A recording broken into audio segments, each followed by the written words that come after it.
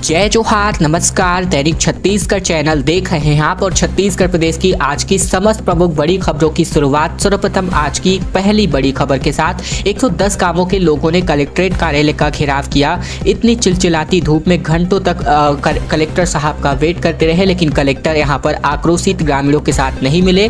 आक्रोशित ग्रामीणों ने गुस्सा करके चक्का जाम कर दिया। दरअसल छत्तीसगढ़ के धमतरी जिले से एक खबर आ रही है, जहां तकरीबन 110 गांवों के ग्रामीणों ने अपनी 7 सूत्री मांगों को लेकर कलेक्ट्रेट कार्यालय का घेराव किया। 37 डिग्री तापमान में ग्रामीण कलेक्ट्रेट परिसर के बाहर प्रदर्शन करते रहे।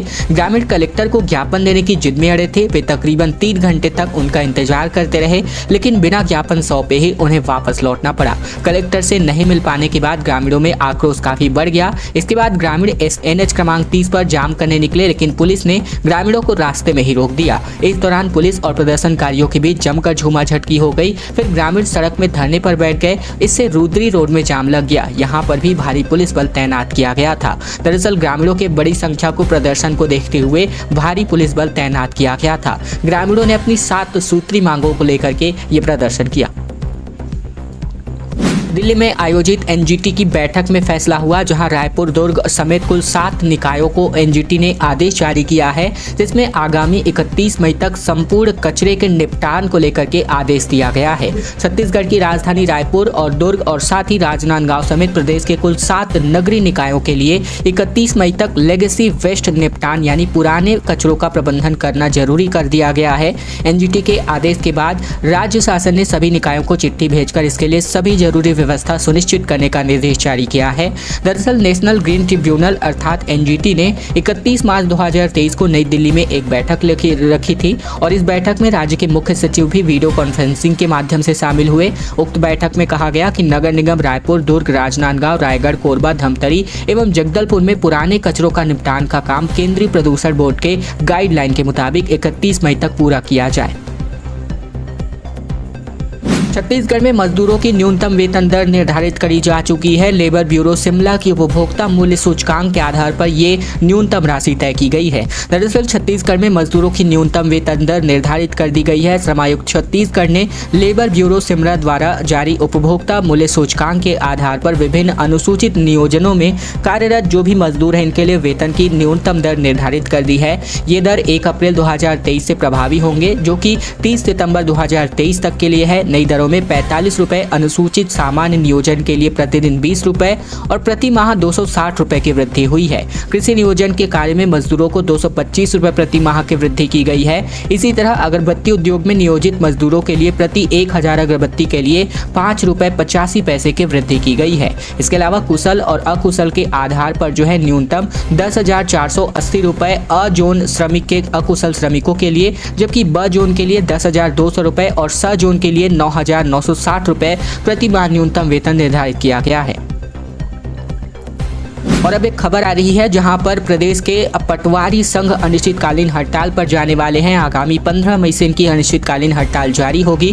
दरअसल खबर आ रही है रायपुर से, जहां राजस्व पटवारी संघ अपनी मांगों को लेकर 15 मई से अनिश्चितकालीन हड़ताल पर जाने वाले हैं। बता दें कि बीते दिनों पटवारी संघ ने अपनी मांगों को लेकर राजस्व विभाग के सचिव और कलेक्टर रायपुर को ज्ञापन सौंपा था, जहाँ पर मांगे पूरी नहीं होने पर प्रदेश भर के पटवारी 15 मई से हड़ताल पर जाने का निर्णय कर चुके हैं। पटवारी संघ ने ज्ञापन में वेतन संगति दूर करने समेत वेतन बढ़ाने, वरिष्ठता के आधार पर पदोन्नति करने, स्टेशनरी भत्ता, अतिरिक्त प्रभार के हल्के का भत्ता, इसके अलावा पटवारी भर्ती के लिए योग्यता स्नातक करने, मुख्यालय निवास की बाध्यता खत्म करने बात करें तो बिना विभागीय जांच के FIR दर्ज न करने की मांग इनमें शामिल की गई है और इन्हीं सभी मांगों को लेकर के बेमियादी हड़ताल 15 मई से होने वाली है। लोरमी को नगर पालिका की सौगात मिल चुकी है। CM भूपेश बघेल ने इसकी ऑफिशियली घोषणा कर दी है। दरअसल नगर पंचायत लोरमी को अब नगर पालिका बनाया जाएगा। खुड़िया राजस्व ग्राम बनेगा और खुड़िया को पर्यटन स्थल के रूप में विकसित किया जाएगा। यहाँ रिसोर्ट भी बनाया जाएगा, जबकि ग्राम खोरमाही के नगर पंचायत एवं डिंडोरी को तहसील के रूप में विकसित किया जाएगा। मुख्यमंत्री भूपेश बघेल लोरमी विधानसभा में भेंट मुलाकात कार्यक्रम के दौरान मुंगेली जिले के ग्राम खुड़िया में घोषणाएं करने पहुंचे, जहाँ पर मुख्यमंत्री ने इस मौके पर 13 करोड़ 71 लाख रुपए के विकास कार्यों का लोकार्पण एवं भूमि पूजन किया। इनमें 1 करोड़ 20 लाख रुपए के लोकार्पण कार्य और साथ ही 12 करोड़ 51 लाख रुपए के भूमि पूजन कार्य भी शामिल हैं। मुख्यमंत्री ने इस मौके पर जनता से शासकीय योजनाओं के क्रियान्वयन का फीडबैक भी लिया। बेरोजगारी भत्ते पर भाजपा का बवाल सामने आया, जहां रोजगार कार्यालय में ताला लगाने के लिए युवा मोर्चा के कार्यकर्ता पुलिस से जा भिड़े, जहां पर जमकर झूमा झटकी और धक्का मुक्की भी हो गई। दरअसल खबर आ रही है रायपुर से, जहां पर भारतीय जनता युवा मोर्चा के कार्यकर्ताओं ने बेरोजगारी भत्ते की मांग को लेकर के जमकर विरोध प्रदर्शन किया। रोजगार कार्यालय के बाहर भाजयुमो नेता ऑफिस में तालाबंदी करने पहुंचे। पहले से ही कार्यालय के बाहर मौजूद पुलिस के साथ युवा मोर्चा के कार्यकर्ताओं की जमकर झूमा झटकी हो गई। इधर जबरदस्त धक्का मुक्की में एक दो भाजयुमो कार्यकर्ता घायल भी हुए। पुलिस ने रोजगार कार्यालय के बाहर बैरिकेडिंग कर रखी थी और टिन शेड हटाने के चक्कर में कार्यकर्ता घायल हुए हैं। 1 से 1.5 घंटे तक यहां लगातार कार्यकर्ताओं और पुलिस के बीच धक्का मुक्की होती रही। सभी कार्यालय के भीतर जमकर ताला लगाने के लिए चाह रहे थे और ऐसे में पुलिस ने सभी को रोक रहा था। ऐसे में इस प्रदर्शन में युवा मोर्चा के प्रदेश अध्यक्ष रवि भगत और रायपुर के भाजपा के नेता संजय श्रीवास्तव भी मौजूद रहे। खबर जहां सीएम भूपेश बघेल ने कहा कि कांग्रेस जो कहती है वो करती है। गरीबी रेखा के नीचे जीवन यापन करने वाले प्रत्येक व्यक्ति को 10 किलो मुफ्त चावल देने की घोषणा की है मुख्यमंत्री ने। दरअसल कर्नाटक विधानसभा चुनाव में प्रचार करने पहुंचे मुख्यमंत्री भूपेश बघेल ने कांग्रेस भवन में आयोजित पत्रकार वार्ता में कहा कि कांग्रेस जो कहती है वो करती है। छत्तीसगढ़ के चुनावी वादों का जिक्र करते हुए मुख्यमंत्री बघेल ने कहा कि कांग्रेस ने 200 यूनिट मुफ्त बिजली देने का वादा किया था। छत्तीसगढ़ में 2 लाख लोग 400 यूनिट के लिए हाफ योजना का लाभ उठा रहे हैं। वहीं अन्न भाग्य का जिक्र करते हुए मुख्यमंत्री ने कहा कि गरीबी रेखा से नीचे जीवन यापन करने वाले प्रत्येक व्यक्ति को 10 किलो तक मुफ्त चावल दिया जाएगा, जो कि आगामी समय में आपको देखने को मिलेगा। ऐसे में छत्तीसगढ़ सरकार पहले ही प्रत्येक परिवार को 35 किलो चावल प्रत्येक माह मुफ्त दे रही है। इसी के तहत 5,000 करोड़ रुपए की दर से सब्सिडी दी गई है। युवा निधि के बेरोजगारों को बेरोजगारी भत्ता देने के लिए बघेल ने कहा कि छत्तीसगढ़ में 12वीं पास युवाओं को भत्ता दिया जा रहा है। दोस्तों, खबरों में आगे बढ़े इसके पहले अगर आप छत्तीसगढ़ के हैं और छत्तीसगढ़ की तमाम बड़ी खबरें ठीक इसी प्रकार रोजाना देखना चाहते हैं तो बिना किसी संकोच, बिना किसी रुकावट के खबरों को पाते रहने के लिए चैनल को सब्सक्राइब कर लीजिए। साथ ही घंटी को दबाना ना भूलेगा ताकि प्रतिदिन खबरें हम आप तक रोजाना पहुंचा सकें।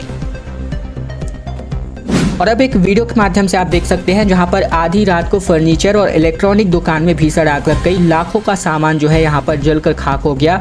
ये मामला दुलदुला का है, जसपुर जिले के ब्लॉक मुख्यालय, जहां पर बीती रात को एक फर्नीचर, इलेक्ट्रिक और एक इलेक्ट्रॉनिक दुकान में भीषण आग लग गई और आग लगने की वजह से दुकान में रखे लाखों रुपए के फर्नीचर, अलमारी जैसे कई जरूरी सामान जलकर खाक हो गए। आग इतनी भीषण थी कि बुझाने के लिए 2 फायर ब्रिगेड की गाड़ियां भी कम पड़ गईं। तकरीबन 4 घंटे की कड़ी मशक्कत के बाद आग पर काबू पाया गया, लेकिन तब तक दुकान में रखा सारा सामान जलकर खाक हो चुका था। ऐसे में बात करें तो राहत की बात यह रही कि इतने भीषण अग्निकांड में कोई जनहानि नहीं हुई, क्योंकि दुकान से लगे हिस्से के मकान में ही कारोबारी का पूरा परिवार रात को गहरी नींद में सो रहा था। घटना के संबंध में जानकारी देते हुए फर्नीचर दुकान के संचालक अजय गुप्ता ने बताया कि बीती रात तकरीबन 2:30 बजे के बीच भाई ने दुकान से धुआं निकलते हुए देखा, तब जाकर दुकान के पास गए तो यहाँ पर आग लगने की घटना की जानकारी लगी।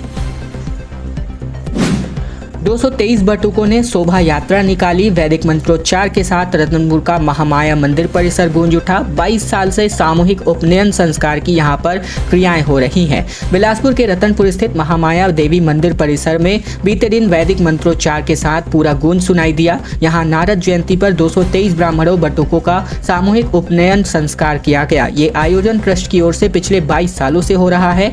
इस दौरान बटुकों की शोभा यात्रा भी निकाली गई। मां महामाया देवी मंदिर पब्लिक ट्रस्ट के मैनेजिंग ट्रस्ट के अध्यक्ष आशीष सिंह ठाकुर ने बताया कि महामाया मंदिर परिसर में हर साल की तरह इस बार भी उपनयन संस्कार संपूर्ण विधि विधान से किया गया। और अब खबर रेलवे को लेकर, जहां रेलवे के यात्रियों को उम्मीदें देते हुए रेलवे नजर आ रहा है, क्योंकि रायपुर स्टेशन का प्लेटफॉर्म नंबर 7 तैयार होते ही सुविधाएं देने की बात रेलवे कर रही है। गुढ़ियारी तरफ से लोग अब सीधे आ सकते हैं। दरअसल दक्षिण पूर्व मध्य रेलवे के रायपुर रेल मंडल और RVH के बीच दोहरीकरण का काम चल रहा है, जिसके चलते कई ट्रेनों को रद्द कर दिया गया है, जिसकी वजह से यात्री परेशान है। बहुत से ट्रेनों को दूसरे रूट में डाइवर्ट किया गया है। इसके अलावा रायपुर रेलवे स्टेशन का आधुनिकीकरण का काम जारी है। इसके अलावा भी प्लेटफॉर्म नंबर 7 का भी रेलवे तेजी से निर्माण कर रहा है और इन सभी तमाम कार्यों की वजह से आम लोगों को काफी असुविधाओं का सामना करना पड़ रहा है, जिसे लेकर रेलवे ने आने वाले दिनों में यात्रियों को मिलने वाली सुविधाओं की जानकारी को देकर के एक उम्मीद जगाई है। छत्तीसगढ़ में शराब पर सियासत अब बढ़ता नजर आ रहा है। शराब घोटाले को लेकर भाजपा अब महाधरना प्रदर्शन करने वाली है। प्रदेश अध्यक्ष राव ने कहा कि सड़क से लेकर सदन तक इस मामले को लेकर जाएंगे। खबर आ रही है रायपुर से, जहां छत्तीसगढ़ में शराब घोटाले को लेकर बीजेपी 9 मई को महाधरना देगी। इस मुद्दे पर भाजपा प्रदेश अध्यक्ष अरुण साव ने कहा कि जिले स्तर पर प्रदर्शन किया जाएगा, साथ ही सड़क से लेकर सदन तक इस मामले को जाने की बात कही। अरुण साव ने आगे कहा कि छत्तीसगढ़ की गरीब जनता को लूटने का काम राज्य सरकार कर रही है। शराबबंदी से सरकार मुकर रही है, इतनी बड़ी अवैध कमाई हो रही है, इसीलिए यहाँ शराबबंदी नहीं हो रही है। ये बातें प्रदेश अध्यक्ष अरुण साव ने कही। मिशनरी स्कूल पर धर्मांतरण कराने का आरोप लगाया गया। बजरंगियों ने जमकर हंगामा मचाया। हनुमान चालीसा का पाठ स्कूल प्रांगण में किया गया। दरअसल दुर्ग के मिशनरी स्कूल से खबर, जहां बजरंग दल के कार्यकर्ताओं ने जमकर हंगामा मचाया। उनका आरोप था कि यहां शिक्षा की आड़ में धर्मांतरण का खेल चलाया जा रहा है। बजरंग दल के लोगों ने पहले तो जमकर प्रदर्शन किया, विरोध किया। इसके बाद जब बड़ी संख्या में पुलिस पहुंची तो स्कूल के बाहर प्रांगण में बैठ करके हनुमान चालीसा का पाठ किया गया। जानकारी के मुताबिक दुर्ग के पद्मनाभपुर क्षेत्र में स्थित विश्वदीप हायर सेकेंडरी स्कूल में क्रिश्चियन समाज का बड़ा आयोजन चल रहा है। इसमें अलग अलग राज्यों से आए 190 से अधिक बच्चे हिस्सा ले रहे हैं और शाम को जैसे इसकी जानकारी हिंदू समाज के नेताओं को लगी और बजरंग दल के कार्यकर्ताओं को हुई तो बड़ी संख्या में लोग पहुंच गए। बजरंग दल के नेता पहुंच गए। इसके बाद वहां जाकर जमकर बवाल हुआ।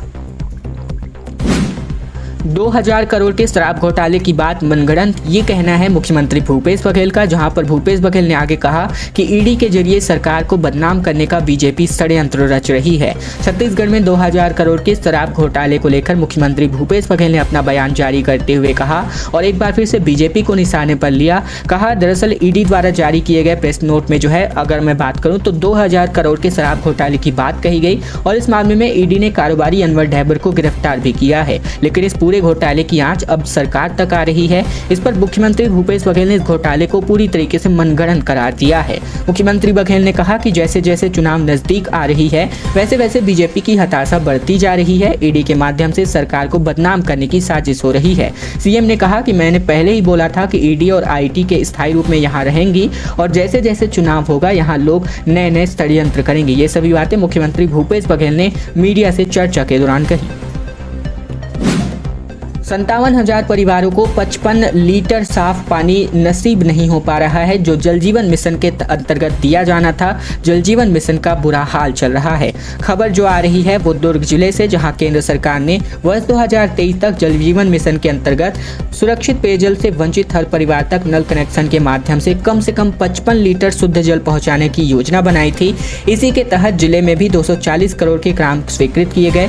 जिले के 385 ग्राम पंचायतों के तकरीबन 1,53,476 परिवार हैं और जल जीवन मिशन के तहत इन्हीं परिवारों के घरों तक नल कनेक्शन के माध्यम से शुद्ध जल पहुंचाने हर गांव के लिए कोई न कोई प्रोजेक्ट स्वीकृत है। वर्ष 2019 में इन पर काम शुरू किया गया, लेकिन केंद्र के निर्देश के मुताबिक इस साल के अंत तक दिसंबर तक कार्य पूरा कर लिया जाना है। लेकिन जिले के प्रशासनिक अमले के लेट लतीफी के कारण 316 प्रोजेक्ट पर काम तक अभी तो शुरू नहीं हो पाया है। इनमें से अधिकतर कार्य आधे अधूरे बताए जा रहे हैं। अंतिम बड़ी खबर, जहां पर ईडी ने अपने ऑफिशियल ट्विटर हैंडल के माध्यम से पॉलिटिकल मास्टर को बड़ी रकम देने की बात यहां पर जानकारी साझा की है। ट्वीट करके कहा गया कि होटल के पिछले के दरवाजे से भागते हुए अनवर ढैबर को गिरफ्तार किया गया। छत्तीसगढ़ में ईडी अर्थात प्रवर्तन निदेशालय ने 2000 करोड़ के शराब घोटाले के दावे के साथ कारोबारी अनवर ढैबर को गिरफ्तार किया है। ऐसे में बीते दिन इस मामले में कार्यवाही के संबंध में ईडी ने अपने आधिकारिक ट्विटर अकाउंट से कार्यवाही के संबंध में जानकारी साझा की। ये ट्वीट बता रहा है कि अनवर को पता था कि ईडी उसे पकड़ सकती है। वो बार बार अपनी लोकेशन बदल रहा था, उसने फोन के सिम भी बदले थे। ट्वीट में दावा किया गया कि अनवर ढैबर को पकड़ने के लिए अधिकारियों की एक टीम 6 मई को तड़के होटल ग्रैंड इंपीरिया भी गई थी। वहां पिछले दरवाजे से भागने की कोशिश करते हुए अनवर को पकड़ा गया था। ईडी ने अपने ताजा ट्वीट में कहा है कि वह शराब घोटाले में मुख्य सरगना है, जिसमें आपराधिक सिंडिकेट द्वारा तकरीबन 2000 करोड़ रुपए के अवैध रूप से कारोबार शराब की बात कही गई। ऐसे में में बताया गया कि 4 दिन की कस्टडी में अनवर को साथ रखा गया है और पूछताछ की जा रही है। फिलहाल ये सभी बातें अनवर ढैबर के मामले में बात करते हुए ईडी ने अपने ऑफिशियल ट्विटर हैंडल में ट्वीट के माध्यम से की है, जिसका सबूत आप इस वक्त अभी अपनी स्क्रीन पर देख रहे हैं। खैर दोस्तों, आज की खबरों का सिलसिला बस यही तक का था। अगर आपको यह वीडियो पसंद आया है तो वीडियो को लाइक करना मत भूलिएगा। चैनल पर नए हैं तो चैनल को सब्सक्राइब भी कर लीजिएगा, ताकि प्रतिदिन महत्वपूर्ण खबरें छत्तीसगढ़ समाचार हम आप तक रोजाना पहुंचा।